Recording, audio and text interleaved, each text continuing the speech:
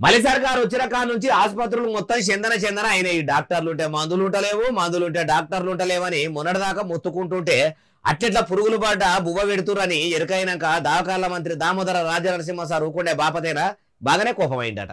సర్కారు దవాఖాన్ల పురుగులు పడ్డ కూడు పెడుతుర్రని ఎరకవుడు ఆలస్యమే లేదు. దామోదర సారు ఫుడ్ సేఫ్టీ ఆఫీసర్లను విలువనే పిలిచిండు, మీటింగ్ వెంటనే పెట్టిండు. ఓ దిక్కు సర్కారు బడులనే బువ్వ సక్కగా ఉంటలేదని హాస్టళ్లలో ఉండే పిల్లలు అవస్థలు పడుకుంటా ఆసుపత్రుల పాలైతుంటే, చదువుకునే పిల్లల పానాలు పోతుంటే, ఆ గోసలతోనే సర్కారుకు లేని పరిశాన్ ఉండదని మంత్రులమైన మేము పరిశాన్ అవుతుంటే, ఆఖరికి పానాలు నిలబెట్టే ప్రభుత్వ ఆసుపత్రుల్లో కూడా పురుగులు పడ్డ ఉప్మా పెట్టిర్రు.